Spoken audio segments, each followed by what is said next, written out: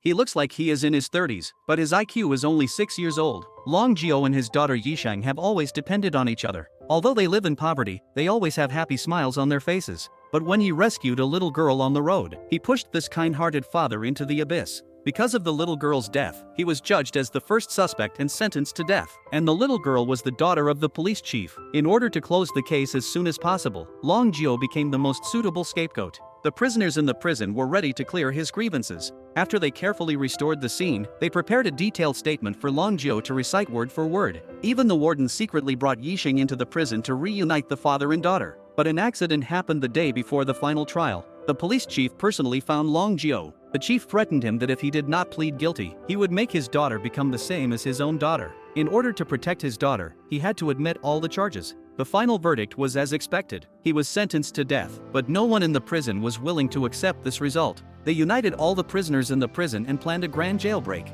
That day, Yisheng's teacher brought the whole class to the prison to perform. The children's tender singing seemed to be able to wash away all the sins. When the song was over, the children walked off the stage and held hands with the prisoners. Yisheng walked in front with Long Jio. When the door was opened, there was a huge hot air balloon on the roof. This was made by the prisoners overnight. They surrounded Long Jio and Yisheng and sat on the hot air balloon and then released it, until the hot air balloon slowly rose into the air. Long Jio and Yisheng waved goodbye. At this time, the prison guards realized that something was wrong. They wanted to stop them but were stopped by the prisoners. The crowd was in chaos. But at this moment, the rope tied to the balloon was hooked by the wire mesh. The hot air balloon stopped in midair. Everyone, all of them, were stunned. Their escape plan still failed. Only Long Jio and Yisheng calmly looked at the sunset. They could only enjoy the present moment. The day of execution was Yisheng's birthday. Everyone forced to smile and gave Yisheng gifts. Yisheng took them one by one with a smile. She stood up and said to Long Jio, 아빠, 절 피어나게 해주셔서 감사합니다.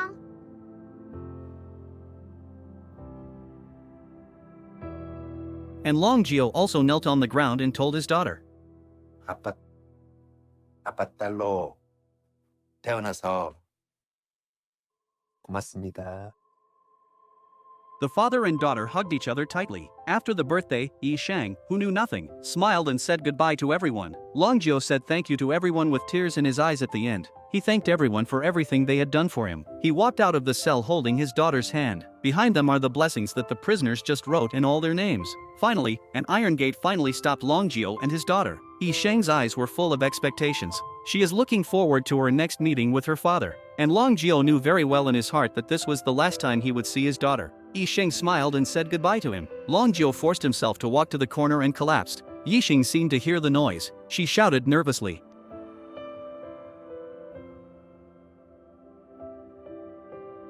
The shout of her daughter made Long Jio's courage collapse instantly. He rushed over and hugged his daughter, crying.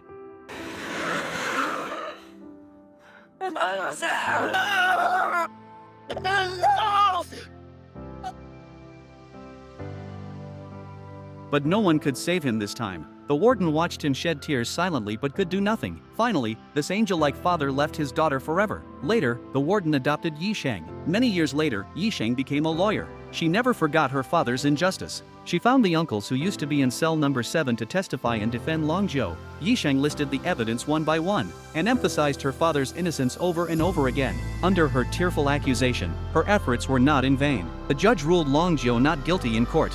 본 법정은 피고인 이용배에 대해 사형을 선고한 원심을 파기 환송하고 검찰에 재수사를 촉구하며 피고인 이용배에게 무죄를 선고한다.